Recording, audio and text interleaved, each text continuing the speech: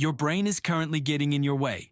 It doesn't do this because it dislikes you, but because it was designed a long time ago, about 200,000 years back, when your main worry was staying safe from predators like tigers. Now, in the present day, that same brain makes it hard for you to stop watching TikTok at 2 a.m. when you have an important presentation the next day. Every time you hit the snooze button, shy away from a tough talk, or pick Netflix instead of working on your side project, it's not a failure. It's just your brain's old wiring doing what it's meant to do, keeping you safe, comfortable, and away from threats, like tigers. What helped your ancestors survive is now holding you back. In the next few minutes, I'm going to share 5 ways to really change these old habits so that achieving success feels as normal as just staying alive. Let's get started. Before continuing, I would be very happy if you subscribe, give a like, and leave a comment, because it would help me a lot in growing the channel. Thank you. So, think back to the last time you wanted to do something that made you feel uneasy. It could be starting a new business, having a serious talk, or finally going to the gym. How did that feel? You probably started to feel anxious. Your heart might have raced a little, and your mind probably thought, no way, let's just avoid that and do something easier instead. That's your amygdala speaking. This small part of your brain, which looks like an almond, acts like an alarm system inside you. It's very good at its job, which is to panic whenever you step out of your usual routine. Many people believe that successful individuals don't experience this fear, as if they are immune to feeling uncomfortable. But that's not true at all. They experience it just like you do. They have simply taught their brains to understand that the alarm often lies. Imagine it like a car alarm that goes off when a leaf brushes against it. Sure, it might prevent a thief once in a while, but mostly, it just makes noise over leaves. Your amygdala works similarly. It can't distinguish between real risks and sending an email to someone important. So, what should you do? You don't need to turn it off completely. That's not possible. Instead, you can train it like you would a dog. Start with little exposures and controlled discomfort, showing yourself repeatedly that the scary thing didn't harm you. Choose something you've been putting off. Not the scariest thing, but something of average difficulty. This could be making a phone call or sharing your work online. Now promise yourself to take action for just 10 seconds. Not to finish the task, just to start it for 10 seconds. Those 10 seconds can do something amazing. They show your amygdala that the danger isn't real. Each time you do this, your ability to handle discomfort increases by about 1%. It might not seem like much, but if you do this every day for a year, you will be 365% better at dealing with uncomfortable situations than you are now. Your comfort zone isn't something you're born with that stays the same. It's more like a muscle that grows stronger the more you use it. Most people just never work on improving it. Now, let us discuss why you can easily spend 3 hours on Instagram, but struggle to focus on your actual tasks for just 30 minutes. It's not because you're lazy or defective. The reason lies in how your brain works, driven by dopamine, and it's being tricked. Dopamine acts like a form of currency for your brain. Every activity you do is driven by the desire to receive it. If you complete a big task, you get a dopamine boost. If you watch 50 TikTok videos, you get the same kind of boost. Your brain really can't tell the difference between achieving something and getting distracted. They feel the same in your brain. This is what makes social media so risky. It's not just fun, it rewards your brain with the same chemical joy as creating something important. The difference is that you get this reward in an instant and without any effort. Your brain thinks, why should we work hard for that joy when we can just open Instagram and get it in 30 seconds? You're not fighting against your own laziness. You were battling apps that were specifically designed by experts to tap into your dopamine system very effectively. So you need to take control back. Remove those apps from your phone. I mean it. If you really need them, you can still use them on your computer, but make it take a little longer. Dopamine isn't just about enjoying the reward. It's also about how easy it is to get. Make it harder to reach the bad dopamine. Then, and here's the fun part, start creating your own rewards for being productive. Did you finish an hour of work? Cross off a physical box on a piece of paper. Finished something tough? Do a victory pose. Raise your arms and smile big. You might feel silly, but your brain reacts to real celebrations just like it does to likes on social media. Keep track of everything in a visible way. Use streaks, tally marks, or progress bars. Your brain releases dopamine when it sees you making progress. After about 2 weeks of doing this, something amazing happens.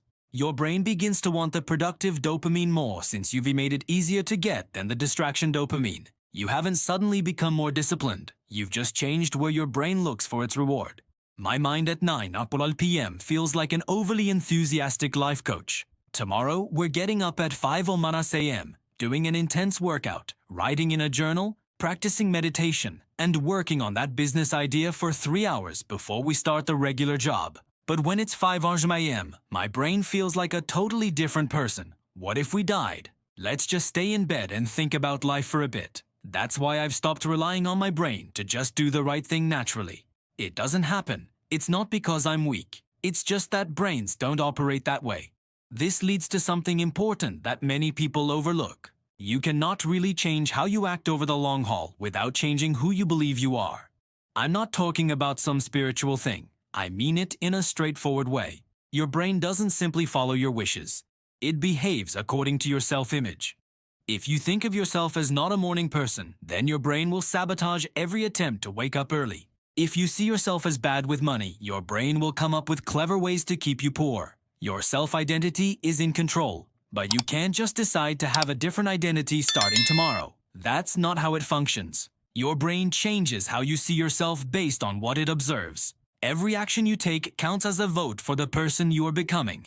For example, if you do one push-up today, that's one vote for being someone who works out. If you send one cold email, that's a vote for being someone who takes risks. Your brain is literally counting these votes and changing your identity based on what wins. So if you want to turn into someone who starts a successful business, you don't need to suddenly become a completely different person. You just need to gather enough proof so that your brain naturally updates your identity. Write for 10 minutes. That's proof. Contact one potential customer. More proof. Show up regularly, even when you don't feel like it. That's the strongest proof of all. After around 30 days of steady votes, something changes. You won't have to struggle to be disciplined anymore. You will just be disciplined because that's what the proof indicates you are. That's when things get simpler since you're not battling against your identity anymore. None of this is important if your surroundings are working against you. And for many people, they really are. You can't rely on self-control when your environment is not helpful. It's just not doable. Self-control is like a battery that runs low as the day goes on. However, your surroundings are always the same. They are there at 8 p.m. when you're tired and have made countless choices, and all you want is to devour a whole pizza. That's when the environment wins. Would you prefer to fight off the urge to eat cookies 10 times a day or just avoid buying them in the first place? One choice versus many. This is why self-control isn't the best approach. Look around your space right now. What's the easiest thing to do? If your phone is beside your bed, you'll check it as soon as you wake up. If unhealthy snacks are at eye level in your pantry, you will grab them. If your gym bag isn't ready to go, you probably won't work out. You aren't really thinking about these choices. You're just taking the simplest route. Smart people set up their lives for when they feel weak. They don't arrange everything for when they are their most motivated and full of energy. They plan for the tired version of themselves at 8 p.m. who has no self-control left. That side needs structure, not just motivation. Make the good choices easy to make. Lay out your workout clothes the night before. Plan your focused work times like they're important meetings. Set up automatic savings so you never have to think about it. Each time you take away a barrier, you eliminate a choice you don't have to make. And make it harder to do the bad things. Delete some apps. Store your phone in another room. Make the bad habits take more effort. Research shows that even adding 20 seconds of difficulty can greatly lower bad habits. Your environment influences you whether you notice it or not, so you might as well design it on purpose. One more important thing changes everything. Your brain doesn't change the same way all day long. There's a time about 90 minutes after you get up when your brain is really flexible. It makes new connections much quicker. What you learn during this time sticks well. This is the best time for you to make changes. Sadly, a lot of people spend this time checking emails, scrolling through news, and responding to things they think are important. By the time you focus on your necessary tasks, that prime brain time has gone. You've used your brain's best hours consuming information instead of creating something. It's like having a superpower that only works before 9 a.m. and choosing to watch TV instead. You should guard those first 90 minutes like they're super precious. No emails, no news, no reacting to what others think is important. Use this time for the things that truly matter, like learning something new, building, or being creative. This is when your brain really rewires itself. After this focused work, take a break for 10 minutes to do something completely different. Go for a walk, take a shower, or just look at the wall. This isn't a waste of time. It's when your brain organizes the new information you just learned. Skip this and you might waste all your effort learning. Do this for 30 days and you will make more real progress than many people make in an entire year. The time is the same, just the way you use it changes everything. Look, you don't have to struggle with your brain. You just need to realize it works on old ways and learn to cooperate with it instead of against it. You don't need extra motivation, discipline, or a new personality. You should use some basic ideas from neuroscience in your daily life. Slowly get used to dealing with discomfort. Manage your dopamine levels by controlling what you allow yourself to access. Build who you are based on experiences you've had. Create your surroundings so that making good choices happens easily. And make sure to use your brain when it can actually change itself.